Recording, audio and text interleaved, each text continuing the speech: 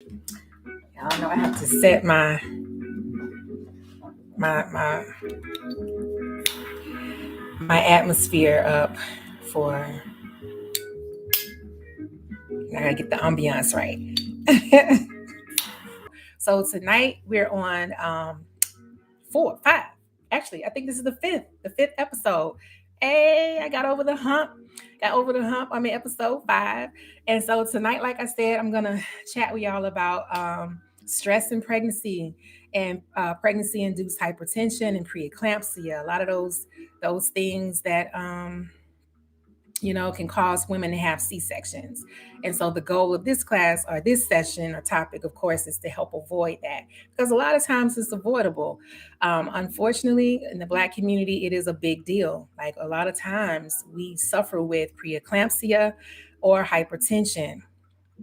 When we got here, yes. So a lot of times we struggle with those things. So I'm just going to kind of dive in. You know what I'm saying? Enjoy the ride. If you got questions, plug it in. Let me know if the music is too loud in the background. Otherwise, I'm just going to, just keep going. Okay. So let's just start off with talking about pregnancy hypertension and what that is. Let's give some definition and some credence to it. Hey, thank you for the hearts. It's defined in a few ways, right? You have what's called chronic hypertension. So if you enter your pregnancy already with hypertension, and then you have it during the pregnancy and the birth and even present postpartum, all of that's considered, hey, Zaire, it's all considered chronic hypertension. If you have hypertension that develops after 20 weeks in your pregnancy, then that's considered pregnancy-induced hypertension. If we have hypertension that shows up after 20 weeks, along with spilling over what we call proteins in your urine, that's all. Give some waves back. Thank you. Oh, that's considered preeclampsia. And so, how this impacts the growth of your baby is very critical, right? It's important to understand first and foremost. Let's just start here. Let's start with the shirt that I'm wearing, right? Maternal health is a human right. Shout out to Sister Song, right? Sister Song over in the West End. I don't know if y'all saw any of the videos floating around, but we had a great time for the first annual ever Black Maternal Health Walk, right?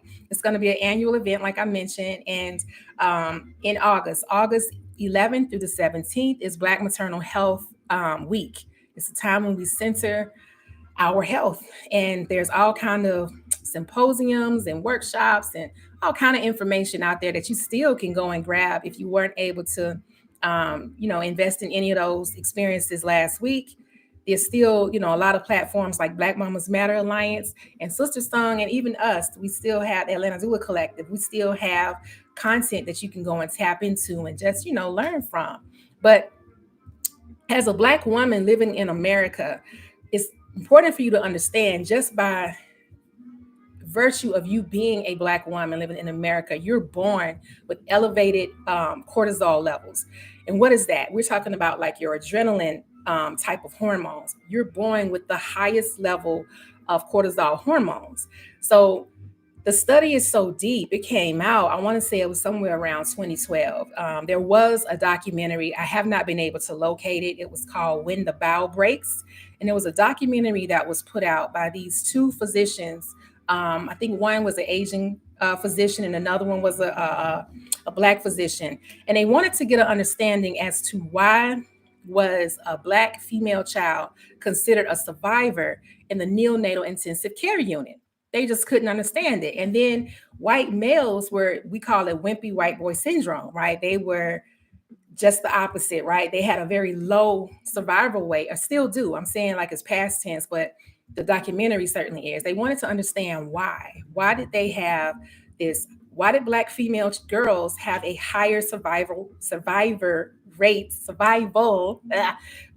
in the neonatal intensive care unit? And what they found was that the Black American female child was born with these elevated levels of cortisol. And the study was so deep that when they did the research with immigrant female children, they found that after the second generation immigrant, that the numbers were the same.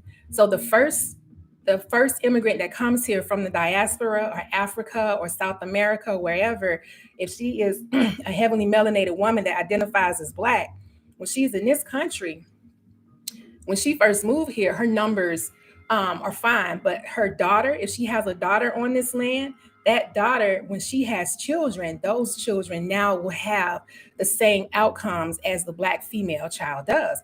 And so that really was the premise or the catalyst for the research that we have now concerning Black maternal health. Those two physicians, they really wanted to understand it. And so now we have all of this awareness about Black females being a target, or I shouldn't say it. Let me correct myself. Black women transitioning at a higher rate, and it really was attributed to this original study that came out several years ago. Someone said, so chronic hypertension is present before pregnancy and after 20 weeks considered pregnancy-induced hypertension. Chronic hypertension, not so much.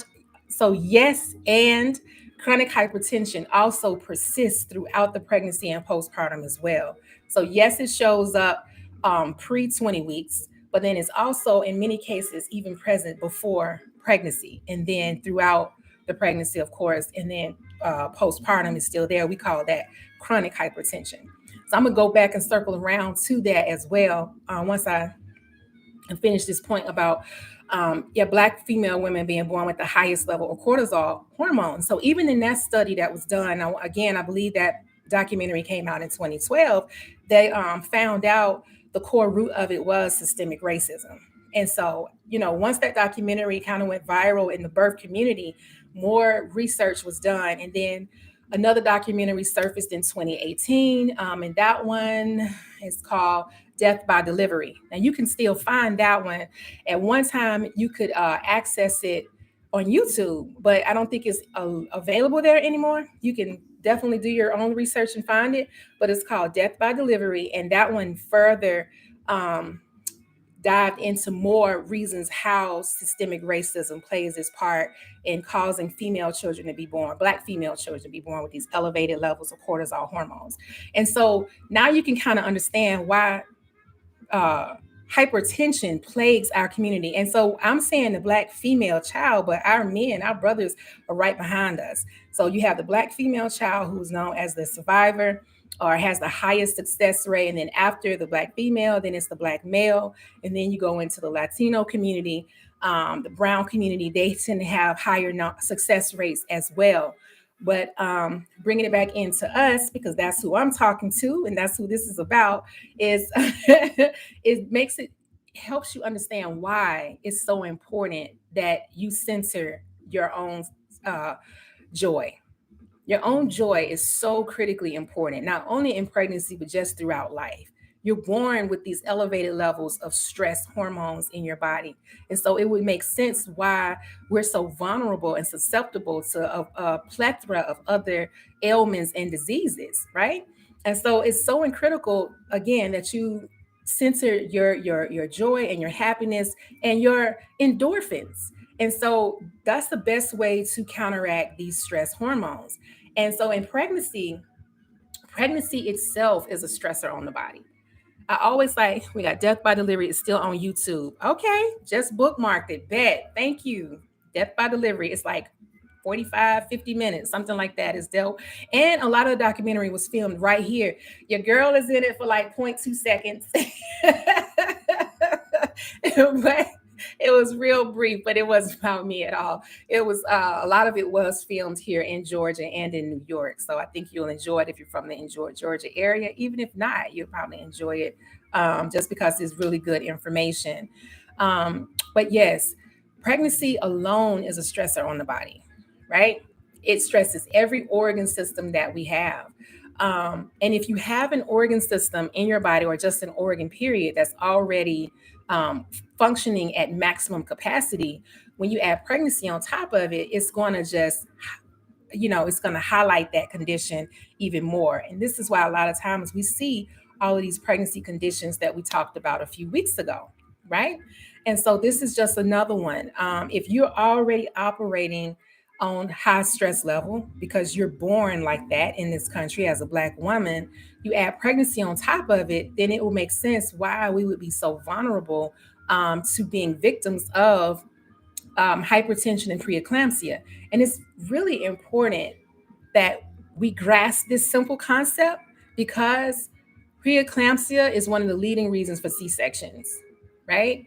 And preeclampsia is also one of the leading reasons for maternal death. And so the best way to curtail this is with information. And that's what I'm here to share with you tonight, right? So what is preeclampsia? Preeclampsia usually shows up after 20 weeks of pregnancy.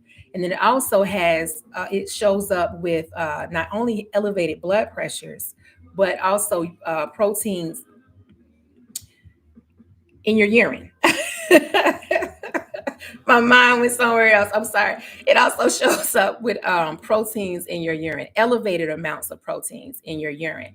And so those two things combined, we also see some other factors with preeclampsia as well, which is we talked about last week. I believe we did, no, the week before, headaches, right? If you're dealing with headaches or blurred vision, swelling, especially specifically swelling in your face. Even I wouldn't even discount swelling in the feet and legs. When you have swelling in the body accompanied by elevated blood pressure levels, it's worth investigating whether or not it's potentially preeclamptic, right? Checking that urine and keeping an eye on that blood pressure. And so let's even talk a little bit about blood pressure. What is a normal blood pressure, right? I tell you what, this feels like a giveaway. The first person to tell me the American Heart Association's standard for, I wouldn't say normal, I'm gonna say the baseline of hypertension. What is that number? Boom, 120 over 80. Thank you. Yes, DM me your address and I will mail you this book. You're absolutely right. So at one point, look at all y'all just jumped in there. Somebody got 130 over 80, 120 over 80. You're absolutely right. So at one point in time, 120 over 80, and this is for everybody, right? Pregnant or not, you really should be in tune with your blood pressure. High blood pressure, as I mentioned at the top of this, it plagues us. As Black people living in America, you're born with these elevated levels of cortisol stress hormones. And so this is why it's critical that all of us understand what our blood pressure is. And it is very important, I think, for every household to own a blood pressure cuff. Everybody should own one, right? If we are plagued, especially our Black families, we should all own some kind of blood pressure cuff. We need to normalize the conversation in our household with our children because you'll be surprised. Sometimes children have elevated blood pressures. So this 120 over 80 at one point in time, it was the baseline of normal. And then some years ago, American Heart Association decided, oh, wait a minute. No, it's not. It's actually the baseline of hypertension. And so anything over 120 over 80 is considered hypertension in some capacity, elevated blood pressure, right? Some capacity or another. And so it's important for you to understand what's your normal because everybody has their own norm, right? One person might be like a normal of 107 over, I don't know, 71, right? Or somewhere that might be their range. Or I'm even go even lower. Let's say is 105 over 67 and say that was a normal blood pressure for someone. Well, when they get to 120 over 80, now you can see where that would be concerning. And so unfortunately, a lot of times when you go into hospitals, thank you for the hearts. Unfortunately, when you go admitted to the hospital, depending on what nurse you're dealing with, if your blood pressure is in that, like say 125 over 85, they may not think much of it. They may say, oh, it's just a little high, but it's not. But trust me, if your blood pressure norm is in the low 100s, like I mentioned, 105 over like 67, something like that, and you get up to 125 over 83, that's high for you. And then you couple that with, I've been having headaches lately, or I've been having some swelling around my hands or my ankles. That's high for you. And if you're in pregnancy, you're potentially prehypertensive, right? And so we want to really evaluate closely what our normal blood pressure is. It's almost like a fingerprint, right? But not exactly, but still. It's not like temperature, for example. There is a universal body temperature, right? And the person to tell me what the universal body temperature for a human being is gets one of my books, right? First person dropped that in the chat. She says, you may have to ask for the correct blood pressure cuff size. Thank you for lifting that up. That's so true, right? Blood pressure cuffs come in different sizes. There is a standard cuff, and then there are also children's size cuffs, and then there are extra large cuffs. So if you have a larger arm or wrist, because sometimes blood pressure cuffs are, I particularly use wrist cuffs a lot. I just love it. They're digital cuffs. But if you are a healthcare provider in any capacity, you definitely want to understand how to do a manual blood pressure cuff. That's a whole nother class or conversation. Who put 98 point? What we got? Who the first person said it? 97.8, 98.6. Yes. 98.6 is the norm universal body temperature. 98.6. So as you can see, it's universal. 98.6 in the mouth, right? In the anus, it's 99.6. So if you were checking your baby's blood pressure and you were doing it rectally with the rectal thermometer, you're looking at the norm being 99.6. If you're doing it axillary under the arm, then we're looking at 97.6. So you have to, it's normal is 98, 97, 99. Okay. When you're talking about your temperature, but it's universal. All humans have a baseline of a universal temperature. Blood pressure is not that. So knowing your own blood pressure is definitely is critical, and especially if you're pregnant, right? So high blood pressures and how that can impact your pregnancy. Not only can it escalate you having a C-section, because believe it or not, y'all, there are many providers out here, obstetricians specifically, that believe the only way to correct preeclampsia is by giving you a C-section.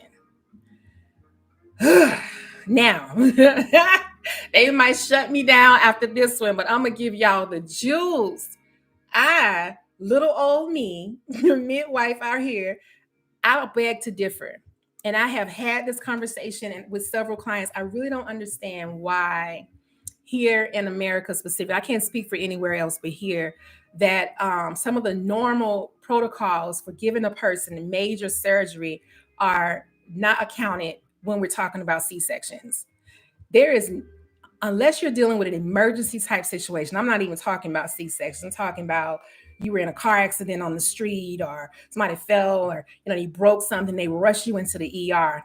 Those are emergency type situations where they don't necessarily take into account your medical history, or if you have hypertension in that moment, or your blood volumes, for example, and they immediately rush you off to OR and they're just thinking, save your life. Well, this is the same approach that I see that is given to a lot of women that have preeclampsia.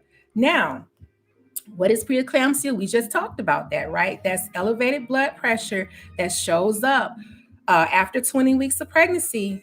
And there's also proteins in your urine. When we see this, we know that, and there's swelling and some other associated things that we look for as well to attribute for preeclampsia. So let's say I'm going to give you a perfect example. I've had a couple of people, not necessarily clients, but I've had a couple of people that I have been able to help curtail them having a C-section by first correcting the blood pressure. I remember very specifically a couple of years ago, there was a client that I was going to do a trial labor at home because she had already had some history of blood pressure issues. She was over her BMI, and we wasn't sure she would be a home birth candidate, but she wanted to do a VBAC because she didn't want to have another C-section. However, it didn't result to that, but I ended up sending her in at about 39 weeks, I believe she was, of pregnancy, because her blood pressure got very, very high. And there was proteins in her urine, and we was no longer a home birth candidate at this point. But just the fact that her blood pressure was so elevated, I sent her in. Immediately, they wanted to do a C-section. Soon as she got there and they checked her blood pressure, I told her husband, I said, listen, when you get there, they're gonna want to cut her. They're gonna want to whisk her off to the back room, to the OR, and save the baby. Let's save the baby. However, I said, encourage them to address her blood pressure first. All they got to do is give her some medication to help lower her blood pressure before offering a C-section or inducing her labor. And they, it was so unfortunate. They did exactly what I said. It took about 3 hours, the father said. They said he was so adamant about them correcting her blood pressure that they tried to put him out the hospital. They went and got security and everything to try to escort this man out of the hospital. And it wasn't until he got to a space where he was able to plead with them. I can't understand why y'all, my wife is suffering and y'all worried about giving her a C-section, and it's not, and all this drama y'all causing is just making her blood pressure worse. And this could really risk the life of both my wife and my child. And so eventually they went ahead, gave her the medicine, corrected her blood pressure, and scheduled the C-section for the next day. But she was able to have her C-section with normal or lower, significantly lower blood pressure levels. And that's ideal. Why would you do major abdominal surgery on a woman with incredibly elevated blood pressure? I'm talking about 200 and something over like 180 something, y'all. It was like, oh my God, go to the hospital right now for me, right? Why would you try to do major abdominal surgery on a person that way? Now, I definitely understand the concern. Hypertension can cause the placenta to abrupt briefly, which is to me even more reason why we need to try to chime in there and correct the blood pressure before we try to go and do surgery. And this happens quite often. This also happened. I have another short story. A mom came to me late last year. Not a home birth candidate, because she showed up with elevated blood pressure levels. And she came to me because she had just learned about the maternal death crisis, and she had went to the doctor that day, and she said she had to battle with the nurses, and the doctors, and I think also a midwife at that particular office. They wanted her to rush her to a hospital for a C-section because of her elevated blood pressure. And she said she didn't feel comfortable based on what she had just read about just running to the hospital for a C-section without first getting more information and trying to correct. Now, when this woman showed up to me, not only was her blood pressure elevated, she also had very low blood volumes. Well, when I say blood volumes, I'm talking about hemoglobin, hematocrit, and her platelet counts were low as well. They weren't dramatically low, but they were low. Now, what are we saying? Hemoglobin and hematocrit is what we look at when you hear people say their iron is low. That's what we're talking about. We're talking about predominantly your hemoglobin. When your hemoglobin is low, we're referring to your iron count or your red blood cell count, right? And then platelets is the element in your blood that causes your blood to clot and keep you from hemorrhaging. So you see where I'm going with this. Why would you do major abdominal surgery on a person who had elevated blood pressure and low blood volumes? So I was so grateful whoever referred her to me did. I counseled her for about 2 weeks. I put her on a strong iron supplement to help get her blood levels up significantly. We did significantly get her blood levels up in just a short 2-week amount of time. I also put her on some supplements that would also help her lower and control her blood pressure, and some herb. What is that magic herb we talked about last week? Anybody remember that one? That magic herb we talked about all last week. I put her on that dandelion. That dandelion helped to take the swelling. She had swelling all in her legs and feet. I had put her on it. I encouraged her to drink that dandelion every day, a couple of times a day, taking some magnesium, which is the supplement. Magnesium, whether you are pregnant or not, y'all, because I take it myself, is really good to help you sleep. It's really good for muscle relaxation. That's right, dandelion leaf, and dandelion root. But magnesium, about 200 milligrams or so, is about all you need on an average. Taking it, and magnesium comes in a variety of forms. You have like bicarbonate, stearate, citrate. What's another one? Oxide, magnesium oxide, I believe. But it comes in a variety of different forms. I will tell you, magnesium citrate's gonna send you to the bathroom. But the other forms of magnesium are more gentle on your system, and they magnesium period is a muscle relaxant. It relaxes the muscles. If you're really trying to get savvy with it and say we're doing this for hypertension reasons, you can do calcium magnesium. Calcium relaxes the nerves, and magnesium relaxes the muscles. And so when you combine that, it's just a beautiful thing in your body. You get a good night's sleep. And believe it or not, one of the first drugs they will try when you go to the hospital pregnant is magnesium. They put you on an IV drip of magnesium to bring your blood pressure down. And so you can buy magnesium, like I mentioned, in a variety of forms. You always want to get the best quality supplement whenever you're putting your money into it. And if you're doing it for hypertension reasons, 200 milligrams on an average may be all that you need. I always suggest when it comes to magnesium, you take it to bowel tolerance because it will eventually loosen your bowels. But like I said, that citrate is definitely going to loosen your bowels. Somebody says dandelion root is an amazing bitter herb. Yes, it is. That dandelion coupled with that magnesium is phenomenal for helping to lower your blood pressure. Is I can't speak it any higher of it. There are also some other herbs that you can consider to help lower blood pressure, like passion flower. Passion flowers grow here in Georgia in the just like dandelions. They grow. It's a pretty little purple, pinkish looking flower that grows. A lot of times I see it just when I go on hikes or to parks. They'll just be growing off, in the woods. But passion flower is great. It helps to lower any kind of nervine. Any herb that's like a nervine will really be helpful in lowering your blood pressure. It's just going to help you to relax. So yeah, those are some of my go-tos. I love the dandelion. I love the passion flower. Another great one is chamomile. Chamomile, how cheap and accessible is chamomile, y'all?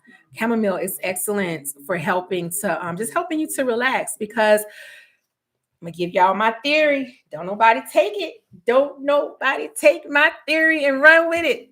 But it's all right. We all download information, right? We know who owns the information. So here's one of my theories for why dandelion is so effective in working with hypertension. Because, right? So we're talking about cortisol hormones. Cortisol hormones have very long half-lives in our bodies. What do I mean, Sekesa? What are you talking about? What's a half-life? All right. So when you consider, think about if you ever had to run from a dog or run from anything, or even think about times that you were very upset. When you're very upset and you've triggered those cortisol hormones in your body, they hang around. You stay in that energy for a while, right? If you had to run from something, you might stay hidden for a significant period of time. Long after the threat is gone, you still hiding because you're still, trying to make sure that you're safe. That's the half-life of that cortisol hormones. They build up and they last a long time in the body versus your endorphin hormones, fight or flight, exactly, versus your endorphin hormones, right? They're short-lived. You ever been laughing once? If you got children, if you have children, I know you have done this, mamas, daddies. I know you have. You've been laughing for a minute, and then next thing you know, you fussing at a child. You just cut that laugh off quickly because oxytocin has a very short life. If you ever had to get Pitocin in the hospital, right? Pitocin is a synthetic form of oxytocin. They have to keep it on a continuous drip. because nurses and providers have the understanding that once they turn that Pitocin off, 20 to 30 minutes, it's gone out of your body. It's fizzled out, right? Because that's a short half-life of that specific hormone. So sadly, our endorphins don't they're very short-lived in our body, and you have to do more to encourage those endorphins, those feel good, the oxytocins, the melatonins, the serotonins, all of those feel good hormones, versus again your cortisol hormones. Somebody mentioned it, that fight or flight, right? So when you're talking about those cortisol hormones, here comes my theory, and it might be true, but it just came to me, like in this way. So I'm claiming it as my BirthMama Sekesa theory. Those cortisol hormones build up in your bloodstream, and they stay there. As the more stress you have in your life, the more stressful situations you're dealing with, the more of those cortisol hormones build up in your bloodstream. And they just kind of hang out there, and then they eventually keep attaching themselves to cells, and keep you in this state of just anxiety and stress. And sometimes you'll just find yourself like on 10 and don't know why you here. You might still be carrying energy from yesterday, And so for me, that's where that dandelion comes in at, because as we spoke, and I spoke to that herb multiple times last week, dandelion is a gentle liver cleanser. And it just helps to gently flush that stuff out of your body. And I really believe that's one of the reasons. And it also helps to relieve excess swelling on your body. So I'm even gonna give y'all that word, extracellular fluid, right? That extracellular fluid, the fluid that lives outside of the cells, all that extracellular fluid that's just hanging around in the hands and feet, and around in the face sometimes. The dandelion will help purge that out, and it also will help purge out a lot of those excess stress hormones. And that's why I think it's effective. That's my theory. Don't take it. So those are definitely some things that you can strongly consider doing to help alleviate stress in your body, and help to curtail pregnancy-induced hypertension.